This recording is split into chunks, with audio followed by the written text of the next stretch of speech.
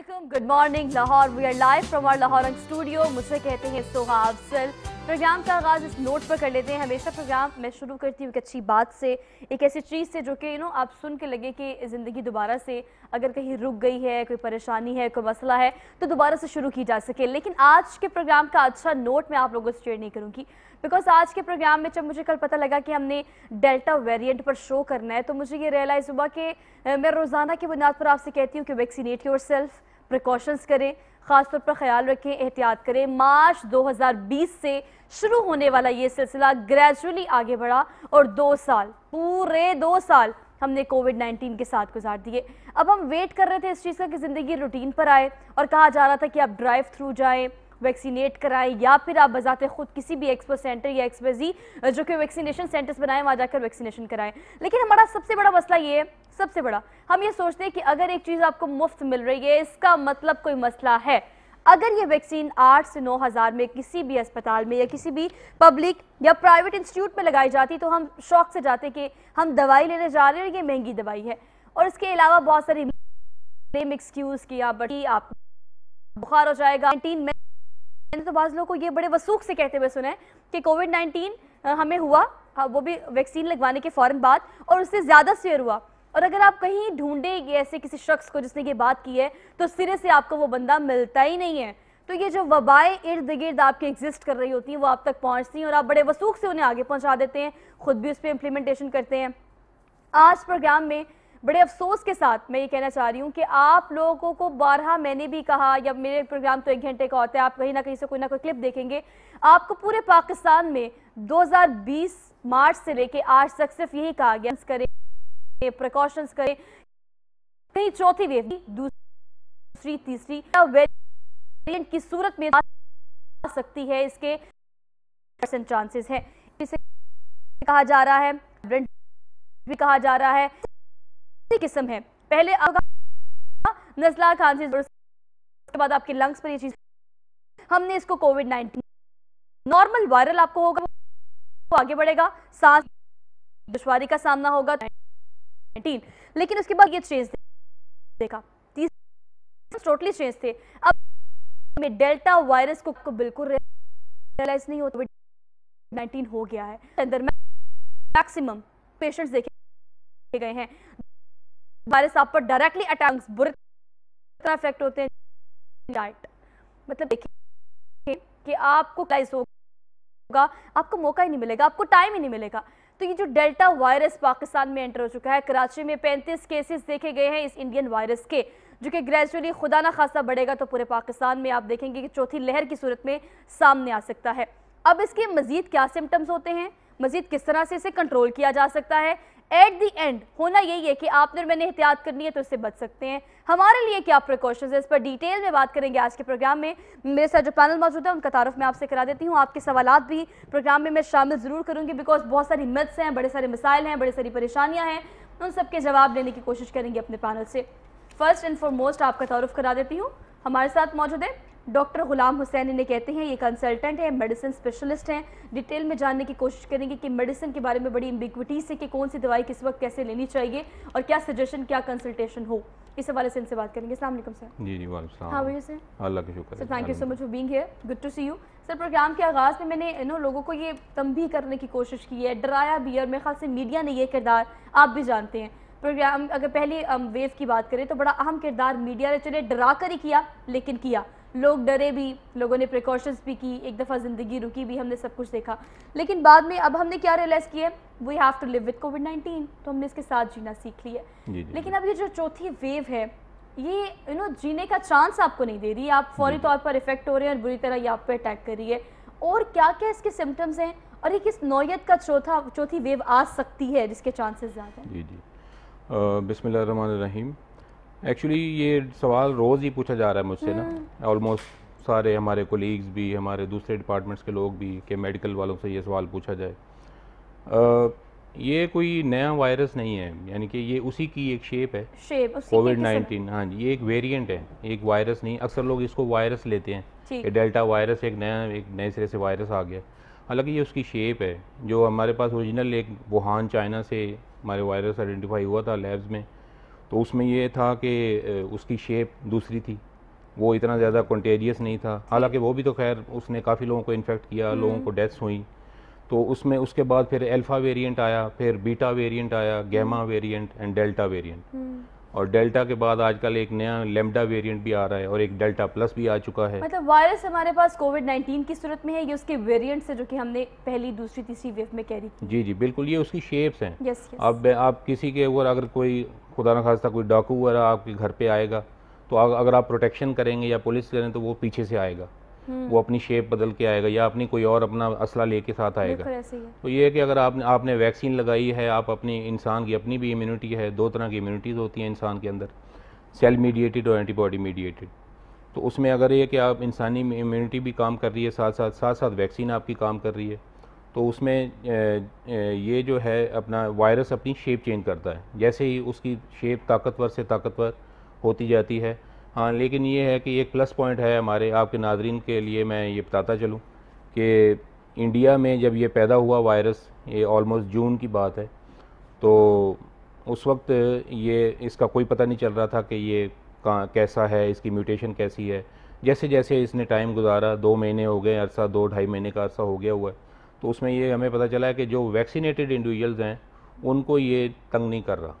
yes, that's the point, तो इसमें फिर ये है कि फिर वैक्सीन की अफादियत हमारे सामने आ जाती है कि वैक्सीन वाले जो इंडिविजुअल्स हैं उसमें ये उसके सेल्स को ये डैमेज नहीं कर रहा, because they have good immune because of vaccination. बिल्कुल, ये जो स्पाइक प्रोटीन आपकी वैक्सीन बनाती है, यही ये लैब्स में यही टेस्ट हो रही है आम, तो ये वैक्सीन वाले जो इंडिविजुअल्स हैं उसमें ये 8 गुना ये स्लो हो जाता है। Sir, you are doctor by profession, I am a newscaster by profession, लेकिन कुछ चीज़ें आपके दिमाग में अवेयरनेस के तौर पर होनी चाहिए। एक एम्बिग्विटी जो कि मेरे से मिलने वाले हर बंदे की मैं दूर करती हूँ, वैक्सीनेशन कोविड-19 की स्पेसिफिकली नहीं है। पूरी दुनिया में कोविड-19 का प्रॉपर इलाज मुआवजा अब तक किसी वैक्सीनेशन, किसी मेडिसिन की सूरत में मौजूद नहीं है, ये इसमें कोई दो राय नहीं है। लेकिन वैक्सीनेशन क्या करती है? सिर्फ और सिर्फ आपके इम्यून सिस्टम को बेहतर करती है। आप मत समझिए कोविड-19 की वैक्सीन, अगर XYZ कोई बीमारी भी आपको होगी ना, तो अगर आपके जिस्म में कुव्वत मुदाफ़त बेहतर होगी तो वो उस बीमारी से फाइट करने में मुआवन साबित होगी। दैट इज कॉल्ड वैक्सीनेशन, जो कि करानी बहुत ज़्यादा ज़रूरी है। तो अब इस चीज़ पर भी हम बात करेंगे। एक छोटी सी ब्रेक लेनी है, एक और गेस्ट ब्रेक में हमें ज्वाइन करेंगे, वापस आते हैं। Keep watching good morning Lahore. Welcome back नाजरीन, एक बार फिर से आप सब देखने वालों को खुश आमदीद कहते हैं। Very good morning to all of you once again. और आज सुबह के आगाज में गुड मॉर्निंग के साथ साथ एक और चीज़ कैजुअलाइज कर लें कि आज जाके बाय हुक और बाय क्रुक आपने वैक्सीनेशन ज़रूर करानी है। जहां से प्रोग्राम को हमने ब्रेक ली थी वहीं से कंटिन्यू करते हैं। आपका तारुफ करा देती हूँ, डॉक्टर अयूब बेग हमारे साथ मौजूद हैं। ये पल्मोनोलॉजिस्ट हैं, डिटेल में इस हवाले से इनसे बात करेंगे। जो सवाल ब्रेक पर हम छोड़कर गए थे कि वैक्सीनेशन कराने का मकसद सिर्फ आपके अंदर कुव्वत मुदाफ़त को बढ़ाना है, ताकि वो कोई भी वेरिएंट हो, किसी भी पहली, दूसरी या तीसरी वेव का वायरस हो, आपको सिर्फ आपके जिस्म के अंदर फाइट करने की जो कैपेसिटी है उसको बढ़ाने के लिए हम वैक्सीनेशन कराएं। ये बहुत ज़्यादा ज़रूरी अमल है। डॉक्टर साहब, आपसे इसी बात से कंटिन्यू कर लेते हैं। अब तक लोगों की बिगविटी हम इस हवाले से ख़त्म नहीं कर सके भाई कि ये वैक्सीनेशन कोरोना वायरस की नहीं है। आपको अगर XYZ भी कोई बीमारी होती है, लेकिन हम कोविड-19 को कीप इन माइंड रख कर ये वैक्सीनेशन करा रहे हैं कि आपके जिस्म के अंदर इम्यून सिस्टम को बेहतर करती है vaccination. Thank you very much.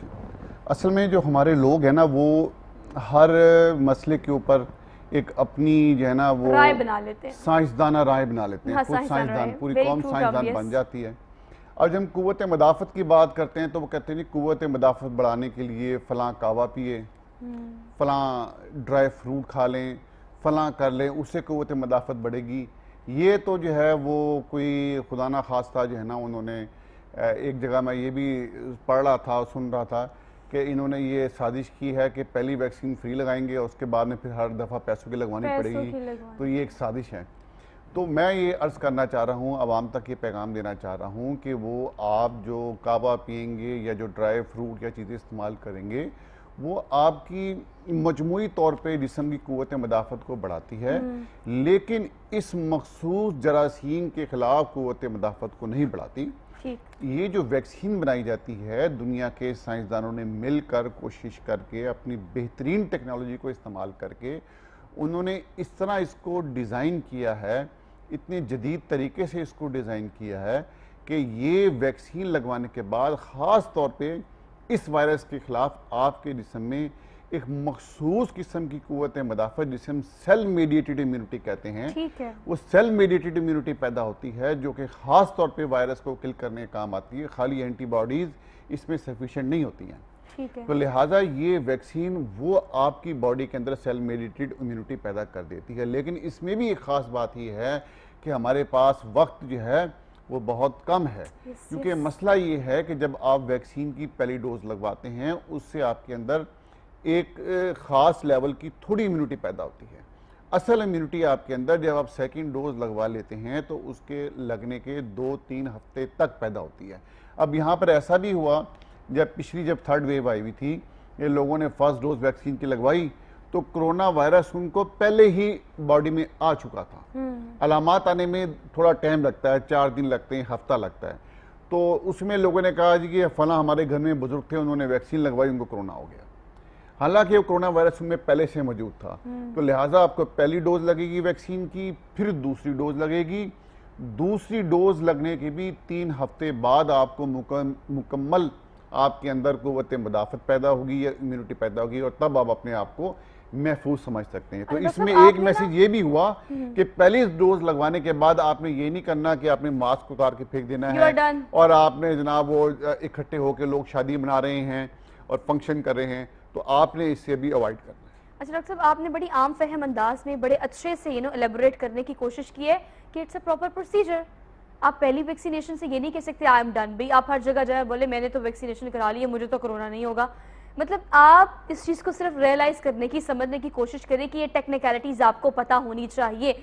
जब इन्हीं चीज़ों की वजह से कोविड-19 की एक वैक्सीन आपने एक डोज लगवाया, उसके बाद अगर वो वायरस पहले ही आपकी बॉडी में इंडल्ज हो चुका है, अटैक वो बाद में करता है और आपको कोविड-19 का टेस्ट पॉजिटिव आ जाता है, तो फिर हम ब्लेम गेम शुरू कर देते हैं वैक्सीनेशन पे कि देखो मैंने वैक्सीनेशन कराई थी, उसके बावजूद मुझे कोरोना वायरस हो गया। अब आपको हर चीज़ को क्रिटिकली देखना पड़ेगा। अब ये मकाम वो है हमारी ज़िंदगियों में जब हमें अपना डॉक्टर खुद बनना पड़ेगा। वैसे सारी ज़िंदगी हमने क्या किया, अपने डॉक्टर हम खुद ही बन जाते हैं। घर में किसी को बुखार हो तो जो दवाई हमने खाई हो हम वही उनको भी दे देते हैं कि भाई आपकी प्रिस्क्रिप्शन भी यही है, आप यही दवाई खाएं, आप ठीक हो जाएंगे। न्यूट्रास्यूटिकल्स की आपने बात की, दैट इज़ वेरी इंपॉर्टेंट कि आप सुबह सुबह उठ के अगर कोई भी चीज़ लेते हैं न्यूट्रास्यूटिकल, कोई आप कलवंजी ले रहे हैं, शहद ले रहे हैं, सेब का सिरका ले रहे हैं, व्हाट्सएवर। अब ये भी एक बात है कि हर किसी के लिए ये न्यूट्रास्यूटिकल एक नहीं हो सकते।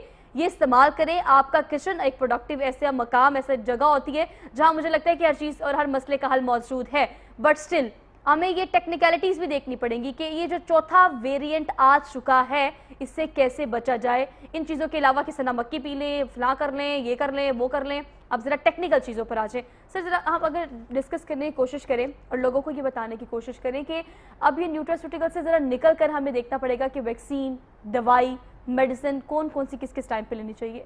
अब ये चौथा वेरिएंट में अगर हम इसकी बात करें तो इसके बारे में ज़रा एलेबोरेट कीजिएगा, किस नौयत का ये वेरिएंट है, कैसे ये अटैक करता है, और अब तक जो एम्बिग्विटी है वो ये कि 2 दिन के अंदर अंदर ये वायरस अटैक करता है और आपको मौका नहीं मिलता कि आप सर्वाइव कर सकें। बिल्कुल नहीं, 2 दिन का तो खैर इस तरह नहीं कह सकते, इसका इंक्यूबेशन पीरियड तो खैर 10 डेज है। बहरहाल ये है कि वैक्सीनेशन के बारे में पहले जिस तरह पहले बात हो रही थी, डॉक्टर साहब की बात को मैं सेकंड करता चलूँ। वैक्सीनेशन का जो ओल्ड जिस तरह पहले तरीकाकार होता था कि आप एक वायरस को मारना है या एक जरासीम को मारना है तो आपने एक नकली जरासीम बॉडी में इंजेक्ट करना है, तो उसने जो है आपके जो नेचुरल कुव्वत मुदाफ़त है, एंटीबॉडी या सेल मीडिएटेड इम्यूनिटी है या एंटीबॉडी मीडिएटेड इम्यूनिटी है, उसने आपके इम्यून सिस्टम को एक्टिव कर देना है। ठीक है। उसने आप सेल्स बनाने हैं जो कि दूसरा वायरस आए तो उसके लिए लड़ने को तैयार हो। बेसिकली आप एक जैसे जस्ट लाइक एक पुलिसमैन आप अपने अंदर बना रहे हैं वैक्सीनेशन की सूरत में। तो ये कि जब वो असली वायरस आएगा तो वो ताकि आपकी बॉडी जो है उसने पहले से तैयारी की होती है तो वो उसको बिल्कुल पकड़ के मार देगी। ठीक है। तो ये है कि इसमें बाकी ये जो डेल्टा वेरिएंट है इसमें भी यही चीज़ें अभी 2-3 महीने में यही चीज़ें सामने आई। जब से ये पैदा हुआ, इंडिया में पैदा हुआ, तो उसके बाद ये फिर 2 हफ्ते से पहले 4-5 मुल्कों में गया, फिर 60 मुल्कों में इस तरह खबर आई, और अभी आजकल ये है कि 2 हफ्ते पहले की ये खबर कि 60 मुल्कों में था, और जो कल की खबर है मेरे ख्याल मोर देन 100 कंट्रीज को कराची में 35 केसेस इस वेरिएंट के अभी तक मोर देन 100 कंट्रीज को ये इन्फेक्ट कर चुका है। तो ये बहुत ज़्यादा कॉन्टेजियस है, पर्सन टू पर्सन कॉन्टेक्ट से ये फैलता है।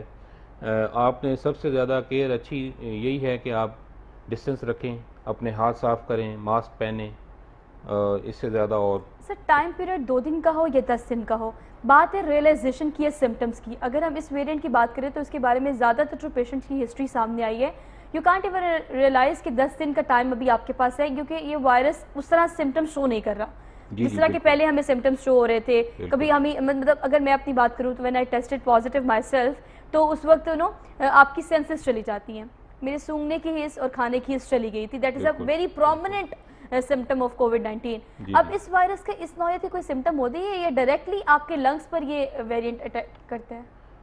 नहीं, सबसे पहले ये कि आपके ये कोल्ड सोर, जिस तरह कॉमन कोल्ड की तरह ये फ्लू, आपके हेडेक होगा आपको, फिर आपके ये है कि रनी नोज़ हो सकता है आपको। उसमें ये है कि अगर ये सिम्टम इसी तरह इसके आते जाएं तो फिर आपके लंग्स इन्फेक्ट हो जाते हैं। अब इस वायरस में ये है कि ये अगर परसेंटेज की हम बात करें तो ये 55% दूसरे जो इसकी शेप्स हैं उससे ये ज़्यादा इन्फेक्टिव है। या फिर ये कि किसी ने ये भी कहा है कि यूके में जो स्टडीज़ हो रही हैं उसमें ये कि ये 225% ये ज़्यादा, उससे ज़्यादा कंटेजियस है। तो अब इसमें ये कि सिम्टम आपके यही आएंगे कि जो टिपिकल सिम्टम पहले आते थे कि एनोस्मिया हो रहा है लोगों को, ये सिंपल वर्ड में अगर ये स्मेल लॉस हो जाती है या टेस्ट लॉस हो जाता है, वो इसमें टिपिकल सिम्टम नहीं आ रहे। ये उसकी वायरस की ऐसी शेप है, जिस तरह पहले शेप्स की बात हुई, ये है कि शेप्स अगर इसने चेंज की हैं तो इसकी प्रॉपर्टीज़ भी साथ साथ चेंज होगी। अच्छा, मतलब अगर इसके बारे में बात किया जाए, इसको मैं अगर इस तरह से एलेबोरेट करूँ, डॉक्टर साहब आप इस पर कमेंट कीजिएगा। हम जब बीमार होते थे ना, तो जिस बीमारी को हम सबसे आम लेते थे वो नज़ला, जुकाम, खांसी, बुखार था। मतलब खुदा ना खास्ता कोई अनटिल और अनलेस कोई सीवियर किस्म की बीमारी ना हमें हो जाए, हम कहते थे अगर कोई मसला नहीं, सर दर्द हो रहा है इट्स ओके, नज़ला है तो इट्स ओके, थोड़ी सी खांसी है ठीक हो जाएगी। अब ये वायरस जो है ये सबसे ज़्यादा कॉन्टेजियस, सबसे ज़्यादा ख़तरनाक वायरस है और इसके सिम्टम उतने ही ज़्यादा आम है जिस बीमारी को हम फॉर ग्रांटेड लेते रहे हैं। तो हमारा रियलाइजेशन पॉइंट क्या होना चाहिए? मतलब आज तो आपको अगर थोड़ा सा नज़ला भी हो जाए तो आप कहें कि खुदा ना खास्ता ये कोई चौथा वेरिएंट ही ना हो जाए। देखिए जी, ये वाकई बड़ा अहम नुक्ता है, क्योंकि माशरे में खौफ भी नहीं फैलाना हमने कि ऐसा ना हो खौफ से ही हम शदीद जो है वो नफसियाती मरीज बन जाएं। एजुकेट भी करें। ये मौसम चूँकि है वो एलर्जी का मौसम भी है, बरसात का मौसम है, वेरी ट्रू, ठीक है ना, तो इसमें एलर्जी भी होती है और इसमें जो है ना वो इसके कोविड-19 के अलावा भी दूसरे वायरस जैसे एडिनो वायरस है, रेस्पिरेटरी सिंसिटियल वायरस है, फ्लू वायरस है, वो भी मौजूद होता है। और पिछले दिनों हमारे लाहौर शहर के अंदर फ्लू वायरस खासा एक उसकी भी वेव आई थी, शहर के अंदर फ्लू वायरस खासा एक उसकी भी वेव आई थी, खासे लोग उससे मुतासर हुए। तो मेरा ख्याल है इतना खौफजदा नहीं होना चाहिए हमें कि अगर जिसको अगर नज़ला ज़ुकाम या हल्की सी छींकें आ गई हैं तो वो समझे कि मुझे बस तो इंडियन वेरिएंट हो गया तो मैं तो मौत की तैयारी कर लूँ। ऐसी बात नहीं है, इतना परेशान होने की बात नहीं है। अगर आपको नज़ला ज़ुकाम हो, गला ख़राब हो, उसके साथ पेट में दर्द शुरू हो जाए और शदीद किस्म का आपके जिस्म में दर्द हो, ठीक है, तो फिर आपको ये ख़तरा महसूस हो गया कि आप जो हैं वो आपको ये वायरस लग गया है। और अगर इसके साथ वो भी इतनी घबराने की बात नहीं है, अगर आपका सांस खराब हो तो फिर आपने जो है ना वो अपने डॉक्टर से लाजमी रुजू करना है। वरना ये है कि आप सिंपल जो है सादा पैरास्टामोल या कालपोल की गोली खाएं, मास्क पहनें और अपना थोड़ा फासला रखें। यानी कि अभी हमने अपना फासला ख़त्म नहीं करना है, अभी हमने लाइफ को उस रूटीन में नहीं लेके आना है, अभी थोड़ा सा हमें एहतियात करनी है। क्योंकि पाकिस्तान में अभी वैक्सीनेशन जो है वो अभी माशाल्लाह पंजाब में तो 1 करोड़ लोग क्रॉस कर गए हैं, लेकिन अभी भी थोड़ा जो टारगेट है उससे कम है। जो तरक्की याफ्ता ममालिक हैं वहाँ पर वैक्सीनेशन ज़्यादा हो चुकी है, लिहाजा हमने अपने आप को उनसे कंपेयर नहीं करना कि वहाँ पर मैच हो रहा है, स्टेडियम में लोग मौजूद हैं, उन्होंने तो मास्क उतार दिए हैं, उनके हालात मुख्तलिफ हैं, हमारे हालात मुख्तलिफ हैं। लेकिन यहाँ पर किसी हद तक मैं समझता हूँ कि ये एक खुशकिस्मती की बात है कि जो बारिश वाला मौसम है इसमें ये वायरस कमज़ोर पड़ जाता है। That's good. ये एक अच्छी बात है। तो इससे जो है ना शायद हमें वो इसका बेनिफिट मिल जाए। जिस तरह कि पिछले साल भी जब ये फर्स्ट वेव आई थी तो उसमें तो है वो जून में तो बहुत ज़्यादा केसेस थे हमारे, लेकिन जब जुलाई में बारिश का मौसम आया था उसके बाद में जिस तरह लाहौर में वो वेव थी शायद वो कराची में नहीं थी और वो वहाँ पर जो है ना वायरस कमज़ोर पड़ चुका था, गो के लोगों में मौजूद था लेकिन उस तरह उनके अंदर नमूनिया नहीं आ रहा था। तो इब्तदा में तो जो भी वेरिएंट होगा वो आपका ख़तरनाक ही होगा, लेकिन ये है कि वो उसके बाद में जो मौसमी हालात हैं उससे उसके ऊपर फ़र्क पड़ता है। लेकिन यहाँ पर एक बड़ी अहम बात ये है कि आलमी सतह पे जो है ना वो लोगों को बड़ी जो है ना वो जिम्मेदारी का मुजाहरा करना है। अब ये तकरीबन इंसानियत जो है ना इस जंग को जीत चुकी थी, वायरस को शिकस्त दे चुकी थी, वैक्सीन बन गई थी और ये प्लान हो गया था कि दुनिया की 2/3 आबादी को जो है ना वैक्सीन लग जाएगी तो उसके बाद में वायरस ख़त्म हो जाएगा। सारा प्लान तरतीब हो गया था। नज़दीक थे हम इस वायरस को शिकस्त देने के कि ये जो इंडिया के अंदर जो है मोदी गवर्नमेंट ने इंतहाई अहमकाना हरकत की और वहाँ पर उन्होंने जो है ना वहाँ पर इलेक्शंस भी हो रहे थे, उसके साथ उस इलेक्शन में जो है वो अपना हासिल करने के लिए वोट हासिल करने के लिए मोदी ने जो है ना बहुत बड़ा मजहबी इज्तिमा था जो कि उस साल नहीं होना था, उसने जानबूझ के वो इज्तिमा किया वहाँ पर, उसमें लाखों लोग इकट्ठे हुए। और होता ये है जब एक ढेर सारे वायरस एक जगह मिलते हैं तो उससे एक नया वायरस वजूद में आ जाता है, ये वेरिएंट इस तरह वजूद में आते हैं। तो वो इतने लाखों लोग जब इकट्ठे हुए उसमें कुछ लोगों को तो कोरोना था, उनके जो जरासीम मिल के एक नया वेरिएंट सामने आ गया और फिर उसके बाद में दुनिया फिर एक दफ़ा इस मुश्किल में पड़ गई। मतलब वरना जो है ये हम इसको शिकस्त दे चुके थे, मसला खत्म हो चुका। हम भी कह सकते हैं, ये कहा जा सकता है we are just near to success, मतलब इस चीज़ को शिकस्त देने में, इसका हल निकालने में कामयाबी से हम बस एक कदम ही दूर थे। लेकिन वुहान सिटी जिसे एपिसेंटर कहा जा सकता है, उस तरह अब अगर इस वेरिएंट की बात करें तो ये कहना गलत नहीं होगा कि इंडिया इज एपिसेंटर जहाँ से ये डेल्टा वेरिएंट जो है वो निकला है और अभी आहिस्ता आहिस्ता ग्रेजुअली प्रिवेल कर रहा है पूरी दुनिया में। अब इस चीज़ की एक मतलब बड़ी अच्छी बात की डॉक्टर साहब ने, उससे मैं कंटिन्यू करूंगी, फिर हमने ब्रेक लेनी है कि एक चीज़ जो कॉमन है वो पहली वेव हो, दूसरी हो, तीसरी हो या चौथी हो, वेरिएंट कोई भी हो, आपकी सांस में दुश्वारी जो है that is called covid because वो ऐसा वायरस जो कि आपके लंग्स को इफेक्ट करता है। तो इस चीज़ का आपने खास ख्याल रखना है कि आपके घर में मौजूद आपके बड़े, आपके वालिदैन, बच्चे या कोई भी एज के, आजकल तो बच्चे भी ज्यादातर मुतासिर हो रहे हैं, आपने देखना है कि सांस में दुश्वारी is a basic main symptom of कोविड-19, वो कोई भी वेरिएंट हो, कोई भी वेव हो। तो क्रिटिकली खुद एनालिसिस किया करें घर में इस चीज का, मजीद क्या सिम्टम हो सकते हैं जिससे आपके लिए मुआवन साबित हो कि आप किस तरह से डायग्नोस कर सके इस वायरस को, इस पर बात करेंगे। एक छोटी सी ब्रेक लेनी है, वापस आते हैं। Keep watching good morning Lahore.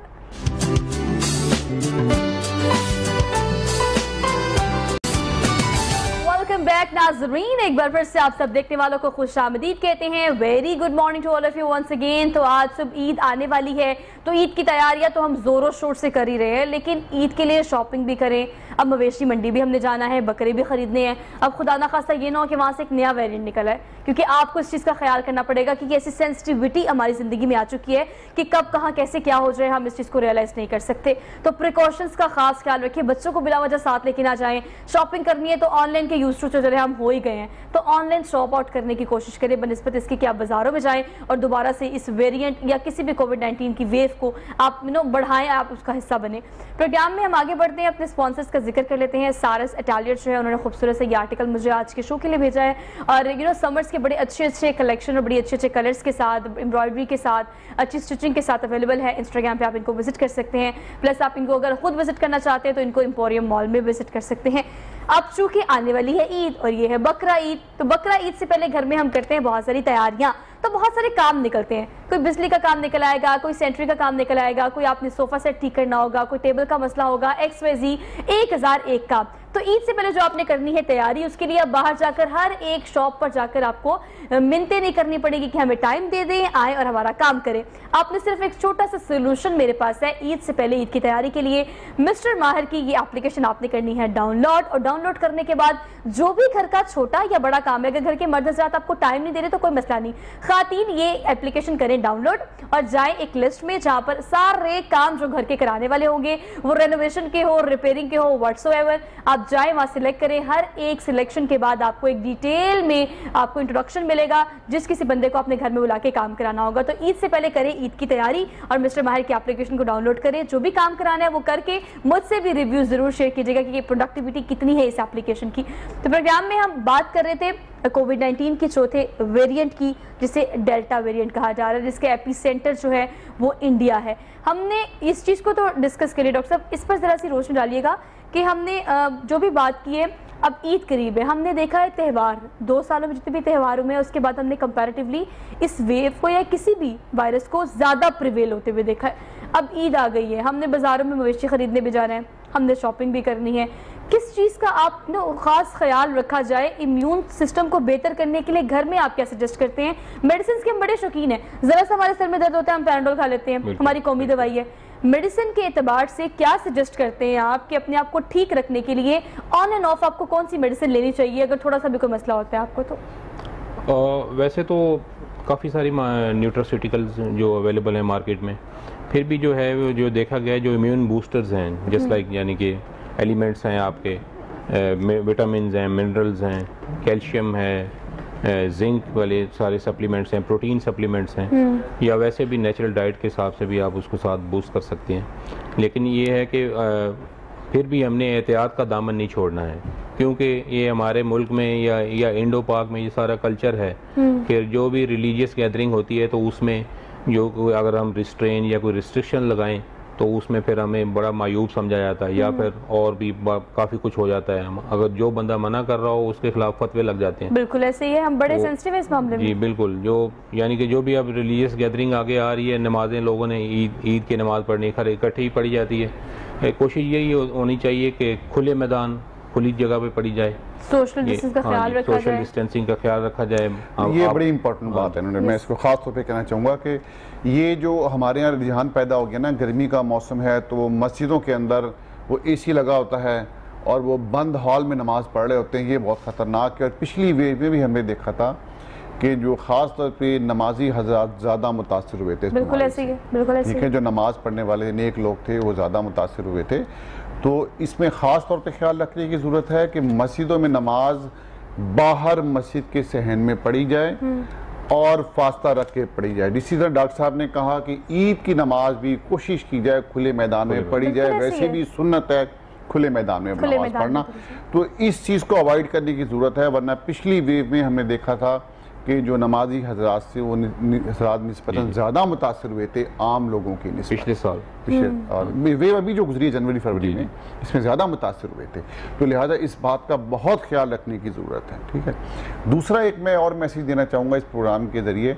हमारे यहाँ जो है ना वो आपने जो बात की ना कि डाइट के हवाले से एक बहुत गलतफहमी पाई जाती है लोगों के अंदर कि किसी को अगर नज़ला ज़ुकाम गला ख़राब हो गया है या कोई उसको एस्थमा है या छाती की बीमारी है, कोई फेफड़ों की तकलीफ है, तो दूध और दही उसका बंद कर देते हैं कि ये रेशा करता है, ये नहीं पीना। तो ये लोगों की बहुत बड़ी गलतफहमी है। मैं इस प्रोग्राम की वसात से उन लोगों को रिक्वेस्ट करता हूँ कि ये जो दही है ये अल्लाह ताला की ख़ास नेमत है, इसके अंदर प्रोबायोटिक्स होते हैं। तो आपको नज़ला ज़ुकाम गला ख़राब या कोई अगर फेफड़ों की तकलीफ़ है तो उसमें आप दही का इस्तेमाल लाजमी करें, वो निस्बतन फ़ायदा देती है, कोई नुकसान नहीं देती। इस तरह केले का इस्तेमाल भी नुकसान नहीं देता। केले में पोटेशियम होता है, वो आपके मसल्स को मजबूत करता है, उससे आपको सांस लेने में आसानी पैदा होती है। केले का दूध और दही का इस्तेमाल नुकसान नहीं बल्कि फ़ायदा देता है। और दूध का इस्तेमाल जो करना है उसमें पत्ती नहीं डालनी है। हमारे लोगों का ये ईमान है, मैं समझता हूँ ईमान की हद तक है कि अगर दूध पी लिया तो दूध से जो है ना वो मजीद रेशा बन जाएगा, सांस खराब हो जाएगा।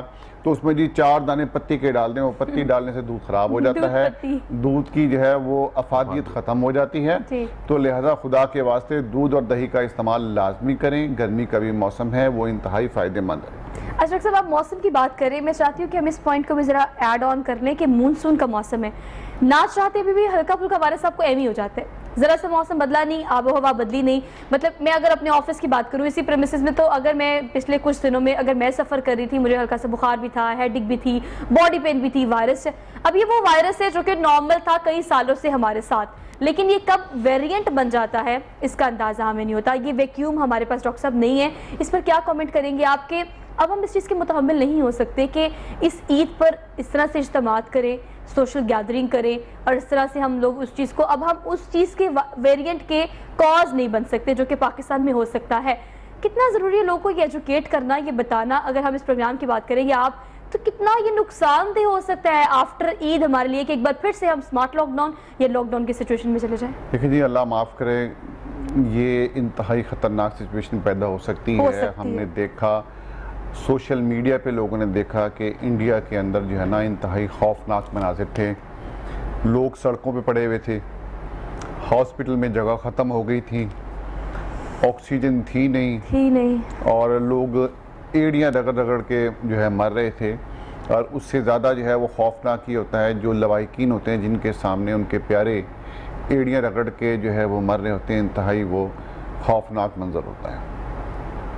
तो कौम को मैं समझता हूँ, हमारे लोगों को, मुल्क के लोगों को वो ज़िम्मेदारी का मुजाहरा करना चाहिए। हम खुशकिस्मत हैं कि हम तक ये वायरस आखिर में लेट पहुँचा है, दुनिया में फैल चुका है और ऊपर से जो मौसम है किसी हद तक वो फेवरेबल है हमारे लिए और वायरस के अगेंस्ट है।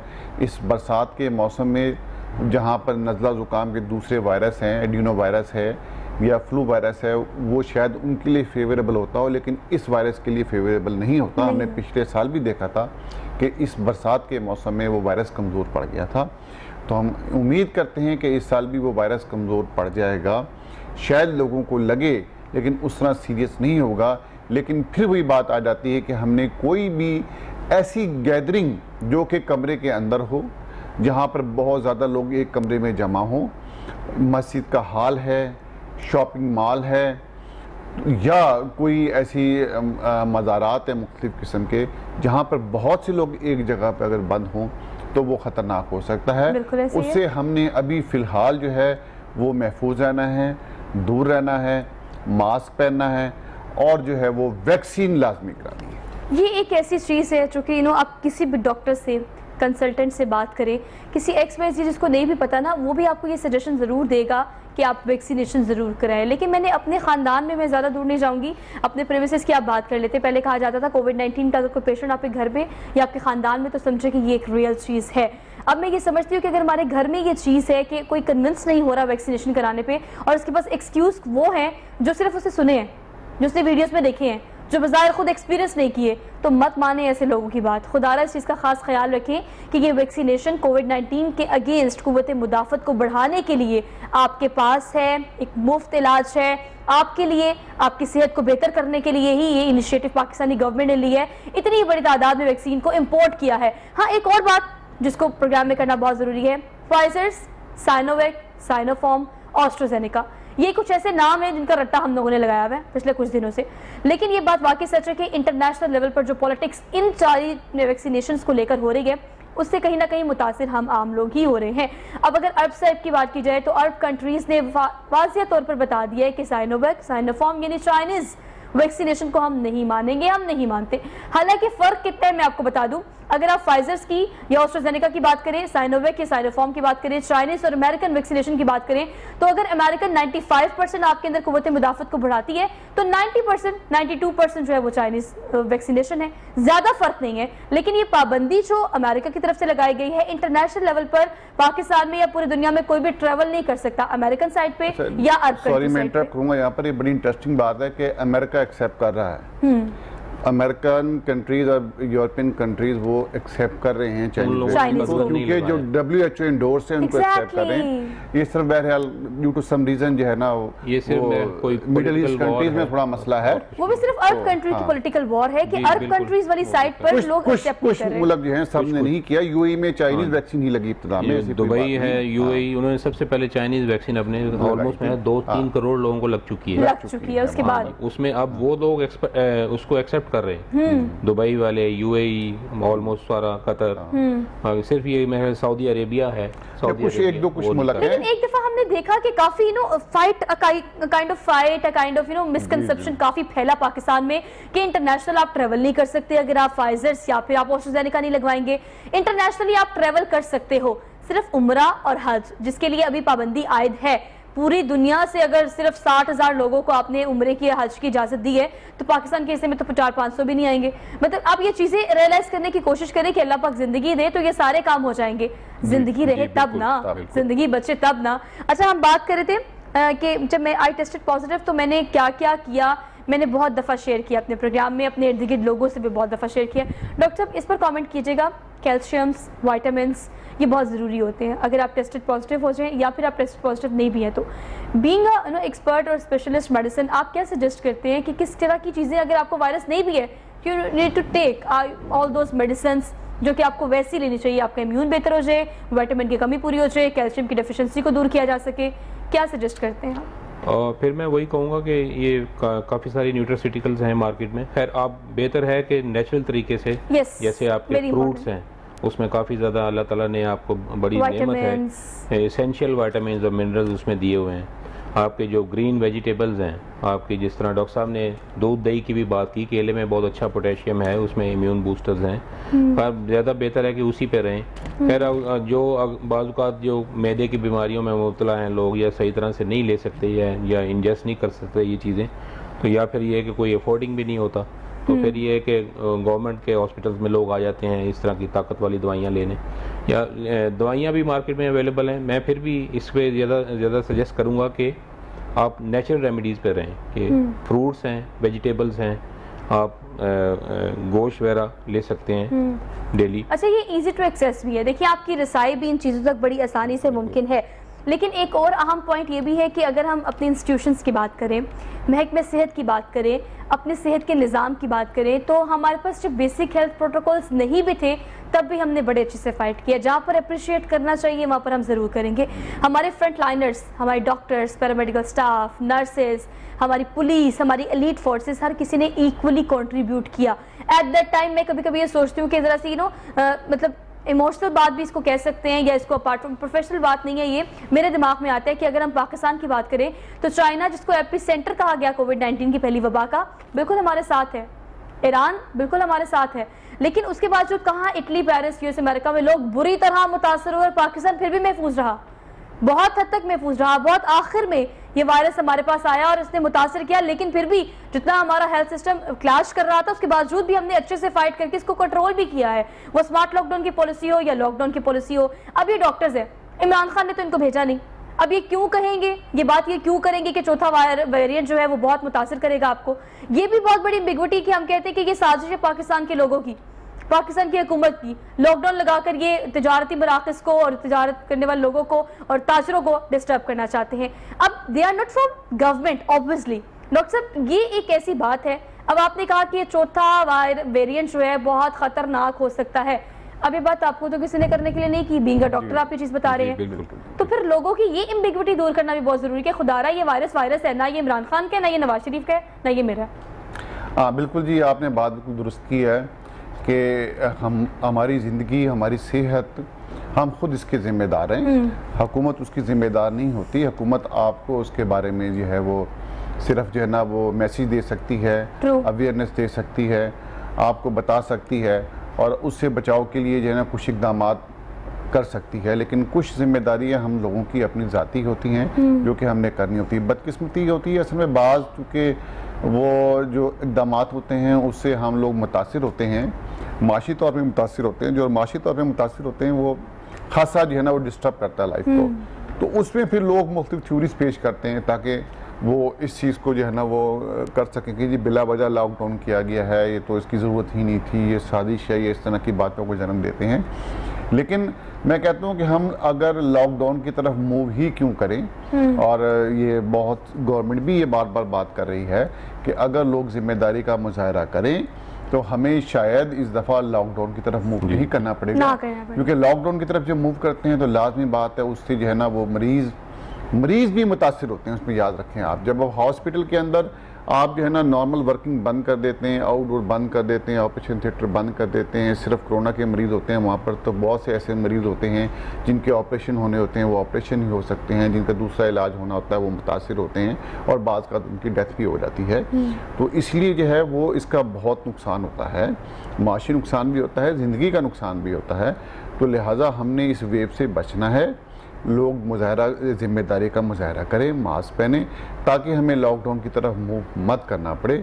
और लेकिन अगर हालात एक ख़ास जो है लेवल से बढ़ जाते हैं और उसकी पॉजिटिविटी बढ़ जाती है, और पॉजिटिविटी बढ़ने के बाद में जब सीरियस लोग बढ़ जाते हैं, जब हॉस्पिटल में गुंजाइश नहीं रहती, तो फिर इसके अलावा चारा कोई नहीं रहता है। तो लिहाजा लोग जो हैं वो फिर वही बात आती है, ये इसकी जो की है या जो चाबी है वो लोगों के पास है। तमाम लोग जिम्मेदारी का मुजाहरा करें, वैक्सीन कराएं और मास्क पहने और सोशल डिस्टेंस रखें। मतलब आपको गर्दान जो है वो इस चीज़ की रोज़ाना की बुनियाद पर आप कोई पॉलिटिकल प्रोग्राम देख लें, आप कोई मॉर्निंग शो देख लें, आप कोई न्यूज़ देख लें, आप XYZ किसी भी नौयत का प्रोग्राम देखें, शुरू भी कोविड-19 से होता है, ख़त्म भी कोविड-19 पे होता है, और हमारी ज़िंदगी भी यही है। बाज़ लोग तो अब तो ज़िंदगी ख़त्म जो है वो कोविड-19 पर हो रही है। तो अगर आप इस चीज़ से बचना चाहते हैं तो ख़ास तौर पर ख्याल रखें कि मौसम चेंज होने से, आपका एनवायरनमेंट चेंज होने से, आबो हवा चेंज होने से आपने किस तरह से अपने आप को किसी भी बीमारी से महफूज रखना है। मैं वायरस की बात नहीं कर रही, ना मैं किसी वेरिएंट की बात कर रही हूँ। अगर हम डायबिटीज़ की बात करें डॉक्टर साहब, या हम ब्लड प्रेशर की बात करें, या XYZ कोई भी, अगर ऑलरेडी आपको कोई हार्ट डिजीज़ है या कोई बीमारी है, इसके अलावा छोटे छोटे वायरल जो हमें हो जाते हैं, उस वक्त ऑटोमेटिकली हमारा इम्यून होता है कमज़ोर। तो उस इम्यून कमज़ोर होने का फ़ायदा कोई भी वेरिएंट वायरस उठा सकता है और डायरेक्टली आपको अटैक कर सकता है। किसी को छोटी या बड़ी बीमारी से 2-4 लोग जो हैं उनको आप किस तरह से एड्रेस करेंगे ताकि वो इस वेरिएंट से महफूज रह सकें? जी, सबसे ज़्यादा और जो इम्पोर्टेंट बात यही है कि आपने एहतियात करनी है, सोशल डिस्टेंसिंग करनी है इस डेल्टा वेरिएंट से बचने के लिए, या फिर जो कोई भी अगर वेरिएंट है कोविड का। दूसरे वायरसेस भी हैं आजकल, जैसे डॉक्टर साहब ने अभी जिक्र किया था कि एलर्जी का मौसम है, इसमें ये कि थोड़ी सी हवा ठंडी चलती है, आजकल मानसून सीज़न है तो उसमें लोगों को एलर्जीज हो जाती हैं। रेस्पिरेटरी सिंसाइटियल वायरस या एडिनो वायरस आपके अटैक कर सकता है, इन्फ्लुएंजा हो जाता है लोगों को। तो उसमें यही है कि आपने दूसरे को आपने अवॉइड करना है, अपने आप को एक साइड पे रख के बैठना है। बिल्कुल ऐसे ही। जैसे कि दूसरे महज़ब कंट्रीज़ में होता है कि जैसे लोगों को फ्लू हुआ तो वो छुट्टी ले लेते हैं अपने काम से। बिल्कुल ऐसे ही है। तो ये हमें भी इस चीज़ की रविश इख्तियार करनी चाहिए। और फिर दोबारा वही मैं भी कहूँगा कि वैक्सीनेशन कराएं, अपने आप को महफूज रखें। अगर नॉर्मल ज़िंदगी लाना चाहते हैं तो ये सारी चीज़ें हमें करनी पड़ेगी, बहुत ज़रूरी है हमारे लिए। डॉक्टर साहब, आप कैसे कंक्लूड करेंगे, क्या पैगाम देंगे देखने वालों को कि करा लो वैक्सीन, अब तो करा लो? मैं यही लोगों को एक तो ये मैसेज दूंगा कि लोग इस गलतफहमी में ना पड़ें कि फ़लाँ वैक्सीन लगवानी है, फ़लाँ लगवानी है, फ़लाँ लगवानी है। हाँ, जो ये पाकिस्तान में वैक्सीन अवेलेबल हैं, चाइनीज़ वैक्सीन जो भी हैं, ये भी इफ़ेक्टिव हैं, इसमें कोई बहुत ज़्यादा फ़र्क नहीं है। लिहाजा इसकी तरफ मत भागें, इस दौड़ में मत लगें कि ये अगर वो फलां फाइज़र वैक्सीन या मॉडर्ना वैक्सीन आएगी तो मैं लगवाऊंगा, वरना मैं नहीं लगवाऊंगा। तो इसका इंतज़ार मत करें, जो वैक्सीन अवेलेबल है वो वैक्सीन करवाएं। और वही बात कि वैक्सीन कराने के फ़ौरन बाद मत समझे कि मेरे अंदर जो है ना बस अब मैं आज़ाद हो गया हूँ। अभी आपने ज़िम्मेदारी का मुजाहरा करना है, मास्क पहनना है, अपने आप को महफूज रखना है, अपने प्यारों को महफूज रखना है और पूरे मुल्क को महफूज रखना है। Thank you so much both of you. बहुत ही प्रोडक्टिव डिस्कशन रही। हमने मैक्सिमम चीज़ों को मैक्सिमम एस्पेक्ट से कवर करने की कोशिश की है। प्रोग्राम को कंक्लूड करने से पहले एक एम्बिग्विटी मैं ये भी दूर करना चाहती हूँ कि अगर आप कोविड-19 की इस वेरिएंट की बात करें तो क्लियर कर ले इस चीज़ को कि एक नया नौयत का वायरस नहीं है। ये कोरोना वायरस की ही पहली, दूसरी, चौथी वेव जो है ना, ये चौथी वेव बन सकती है, अभी बनी नहीं है। ये एक ऐसा वेरिएंट है जो कि कोविड-19 की ही एक सूरत है जिसमें आपको चांस नहीं मिलता, ज़्यादा सिम्टम्स आपके सामने नहीं आते, डायरेक्टली अटैक करता है और आप एक्सट्रीम पर पहुंच जाते हैं जहाँ पर बचने के चांसेस बहुत ज़्यादा कम होते हैं। कराची में 35 केसेस देखे गए हैं। लाहौर में खुदा न खास्ता ये चीज़ फैले उससे पहले आपको ईद त्यौहार पे ख़ास तौर पर एहतियात करनी है। और आज का ये प्रोग्राम देखने के बाद फ़ौरन इस चीज़ का डिसीजन ले लें कि आज आपने वैक्सीनेशन ज़रूर करानी है। आप खुद भी अपनी वैक्सीनेशन कराएं, घर में मौजूद बड़ों की भी कराएं। और बच्चों का वैसे अभी इस वक्त कहा जा रहा है कि 19+ को लगाया जा रहा है, लेकिन इस पर बातचीत की जा रही है कि बच्चों को किस तरह से महफूज रखा जा सकता है। सब लोग घर में मेक श्योर करें इस चीज़ को कि सब लोग वैक्सीनेटेड हैं। इसी थॉट के साथ अपनी मेज़बान सोहा अफजल को दीजिए इजाज़त। इंशाल्लाह आपसे मुलाकात होगी कल। अपना बहुत सारा ख्याल रखिएगा और काइंडली प्रिकॉशंस ज़रूर कीजिएगा। अल्लाह हाफ़िज़।